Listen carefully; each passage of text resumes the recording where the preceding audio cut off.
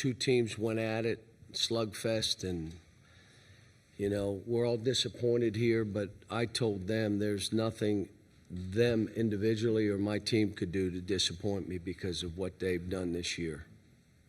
So proud of them and proud of these two, but I'm proud of all the guys.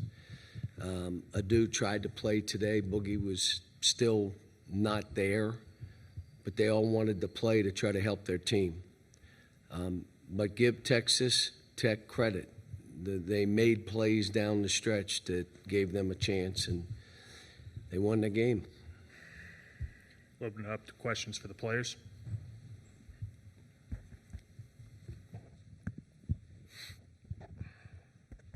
John L. Jackson Fuller, Southwest Times Record. John L., you guys are up by so much there at the end, and then the offense just really dried up. I mean, was there something Texas Tech did? I mean, what happened to maybe prevent you guys from executing down the stretch?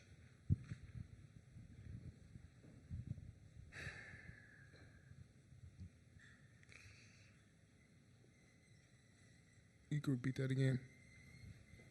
Just was there any? What did Texas Tech do, or what did you guys maybe struggle with offensively down the stretch? I think we both played hard, and they just came out with the win today. Anthony Christensen, Whole Hog Sports. Just for either of you guys, Texas Tech ended up getting 22 offensive rebounds in this game. Just was there anything that you guys feel should have been better on the offensive glass, or how did they kind of take advantage of that? I mean, we should have boxed out.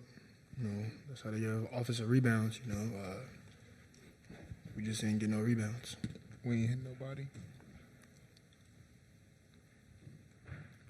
Further questions from the players? Hi, you guys. Janie McCauley from the Associated Press. You were the last double-digit seed playing, and just from the start of your conference season to now, I mean, are you able to reflect a little bit on what this team accomplished and getting this far, given the way things went early on? It just showed like the togetherness we had as a unit going 0-5, and just the grit we wanted to come back and just try to get here. Yeah, it definitely shows our chemistry.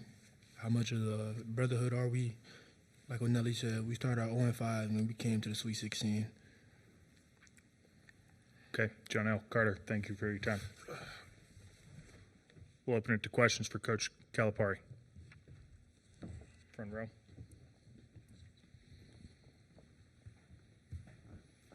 Yeah, you've talked a lot about how your first season at Arkansas is going to be a lot about building a foundation and building the culture. Just to have reached the Sweet 16 in year one, what do you think that says about the foundation and culture that you've kind of started to build?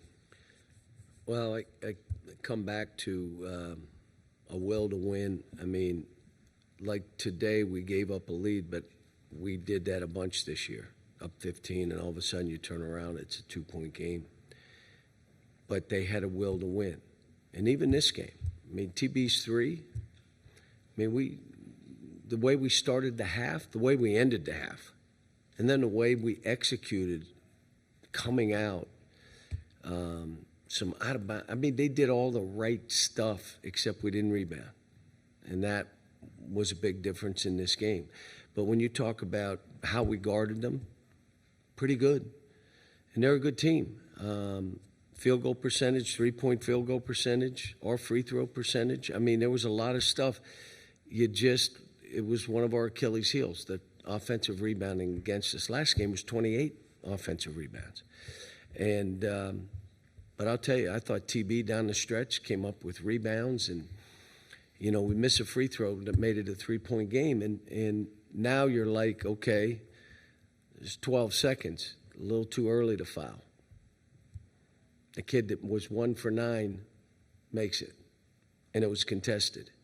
I mean, sometimes that stuff is, stuff that happens in these games. Yeah, kind of the same question I asked for the players for you. I mean, what happened offensively maybe down the stretch? Did Texas Tech do anything, or why do you think you guys dried up a little bit scoring in the last few minutes? Well, we missed a shot and we kicked it out, and there was a new shot clock, and we shot a 3, which again, we had open shots, tried to drive, and took tough shots. We had a couple of those. But to be honest with you, I'll have to think back, but we were trying to run things to maybe drive the ball more. That's what we were doing. And when we did drive it, we looked pretty good.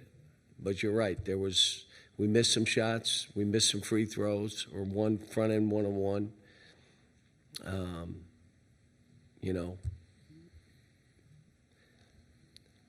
You just, like I said, I'm not in the frame of mind to go back play by play, but If I may go back to one more thing, I mean, the last possession there in overtime, any consideration to calling a timeout there? yeah, but in my career, I let that go. Let the guy get to the rim. They're not going to foul you. And with that kind of time, just me. You call a timeout, now you got to worry about what he's doing, how he's playing, the inbound, what are you doing? So I usually let that go. Now, because it ended the way it is, yeah, I wish I would have called a timeout. But 99% of the time, I let that go. Because now I know what they're doing, they know what we're doing. That's why we did it. End of the half, we wanted to go at one guy, and we did. Really, he made a hard bump on DJ that got him kind of off balance on the shot. But, it was what we wanted. John, Nathan Canlett from the Bay Area News Group. Just curious what this group has meant to you in year one, and what kind of just separated them from maybe other groups you had in the past. This was, and I come back to, they not only just losing games, we were 0-5, but they were also in a dark place individually that they overcame it. And I just kept talking. The first battle you have is the one with yourself. Don't worry about battling anybody else. Battle yourself. How do you keep a good attitude? How do you understand there's only one way to do this is work your way through it? We get in the gym, spend more time. Second thing is you're so worried about yourself, you can't play for us. And then the game's really hard. They became one heartbeat. And the game became easier for each of them. And each of them did some good stuff.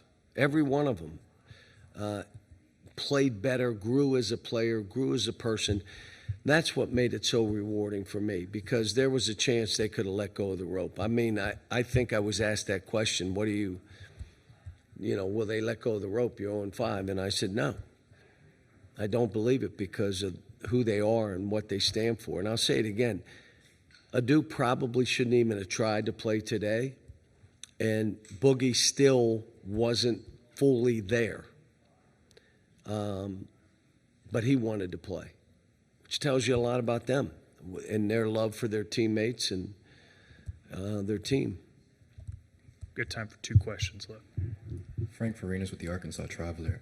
Coach, what legacy, what message do you think that this team leaves behind?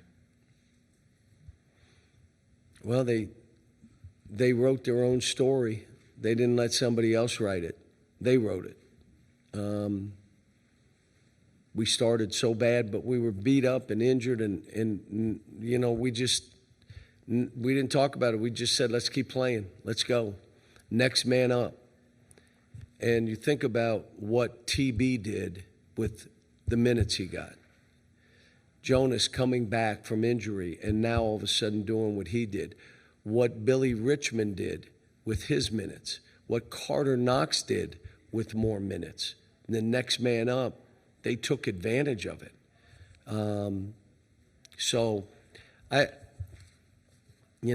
It's hopefully the legacy will be this team was one of the favorites because of what they went through and how they stuck together. Last question, back corner. Connor Goodson, HawkSports.com. Coach, after a loss like this, just what do you tell your guys? And then also kind of looking ahead to next season, how long do you kind of, with the portal already full go, how long do you kind of give yourself until you start looking forward to that? First of all, I told them how proud I was of them, and there's nothing they could do to disappoint me. Yeah, there were plays I wish they'd have done different or made this or but these kids gave everything, even in this game. They gave everything they had to try to win the game. The other stuff, you know, I need to sit down with these guys, but you really think tonight's the night or tomorrow morning's the, I mean, we're all kind of raw right now. I mean, I think they had visions of us continuing to play, and so did I.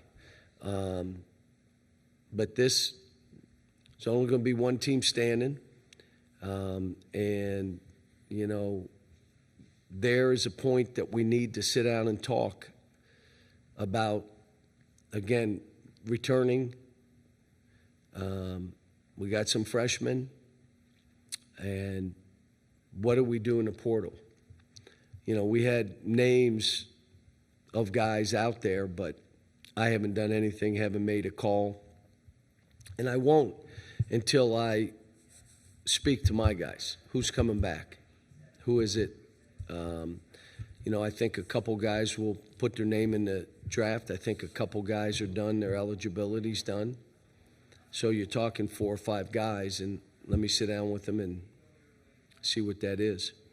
But I'm going to say it again for everybody.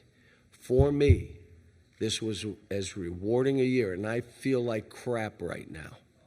But this was as rewarding a year as I've had in all my years. Now, I've had teams that were better and finished better and national champions and all that stuff. This was a different reward. And for me as a coach, you know, we had to adjust and learn, and it was an experience for me to learn. Like, okay, how do I hold them accountable but not bury them? How do I lift them up yet challenge them? How do I make them uncomfortable so they can learn to be comfortable in those situations? That was an interesting path for me and my staff. And my staff was outstanding. Never wavered, never splintered, nothing. They stayed the course. They worked with kids. They met them, watched tape with them, talked to them, built them up. But they were good kids. Thank you, Thank Coach. you for that.